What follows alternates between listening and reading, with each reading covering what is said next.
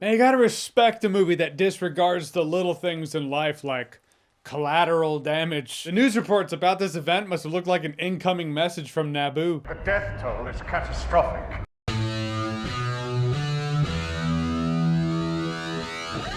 So Godzilla Cross Kong, I believe the X stands for cross if we're going on Street Fighter Cross Tekken. So whenever I've heard anyone talk about this movie, they just call it Godzilla Kong. Ignore the X entirely. Probably has to do with English translation of Japanese characters. I digress. We got a movie to talk about here. It's directed by Adam Weingard, who directed the previous movie Godzilla vs. Kong. And this is a Kong movie.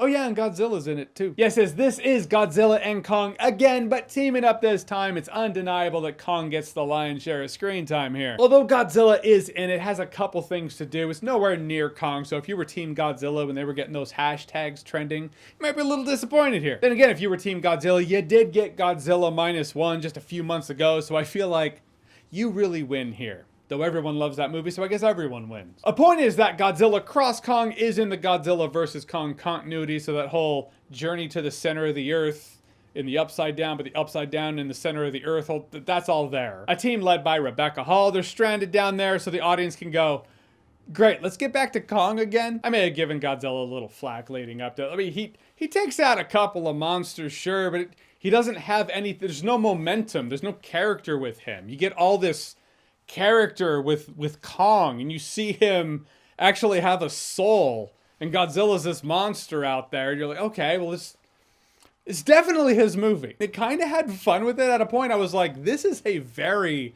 expensive, very CGI, very high budget grade B movie. Which is funny because the visual effects, that's not actually what made me roll my eyes in this movie. It's the script. It's never Madam Web or anything like that, but there were moments where I was like, are you making this shit up as you're just going along? An example of when they're leaning into it, they're just rattling off a bunch of stuff they need to do, and this one dude's like, all right, well, we're just throwing stuff to the wall to see what sticks. I'm gonna go do this thing. I was like, okay.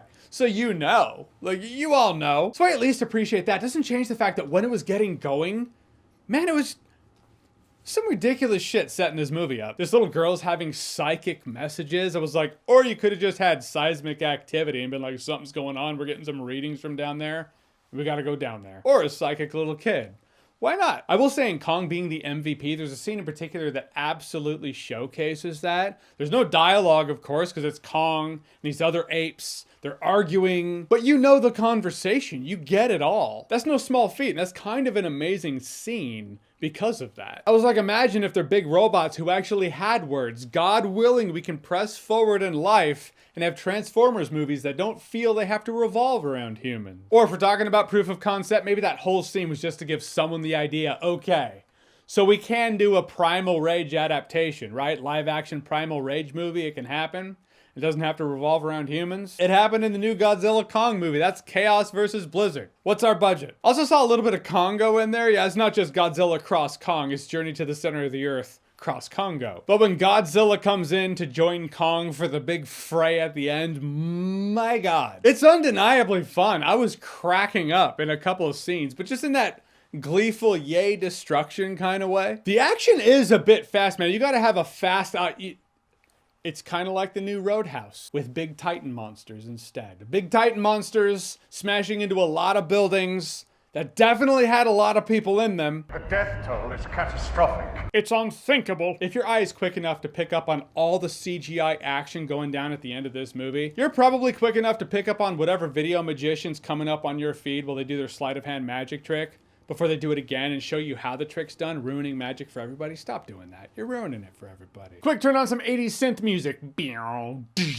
That's in there too. That actually heightens the vibe that this movie's, I think, going for, which is this movie would be right at home coming out in about 1984. 85. But it is a weird hybrid of tones. Sometimes it finds that Goldilocks zone. Sometimes it zigs when it should have zagged. Which is to say, it's like, did you just pull that from a Taika Waititi Thor movie? Pick either one. But I'm pretty sure I saw that. Or specifically, I mean, it's not like it's exactly the same scenario. But same energy, as they say. Right, you get what I'm saying. Don't go into this looking for Godzilla -1. It's kind of unfortunate that the trailers for this movie really started to pick up after Godzilla -1 hit theaters here in the US. Like, in the wake of that, here. A different vibe entirely, we all knew it would be. I mean, the actor with the most screen presence and charisma in this movie by far, Kong? It's not even close. It's not even necessarily a bad thing. Kong stuff was fun, but you also see some humanity behind the beast. The man wears Bumblebee as a power glove. I mean, not really.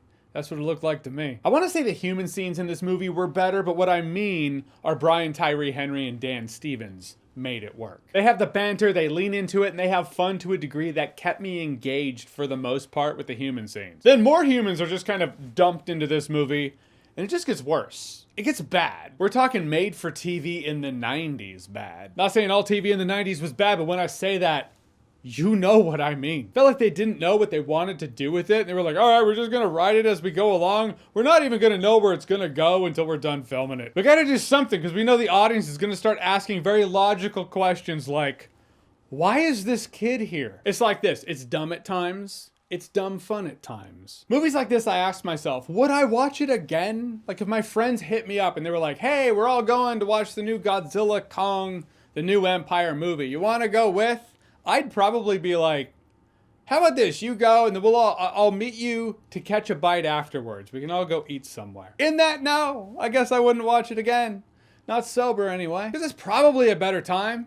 If you're drunk. Yeah, now it's the new Empire. Not a frozen Empire, though there's freezing in this movie. 2 weeks, 2 blockbusters, both with freezing, both with empires. One could say both with frozen empires. Who cheated off of whose paper? Or so Godzilla Kong, the new Empire, have you seen it? What did you think about it? Or do you also call it Godzilla Cross Kong?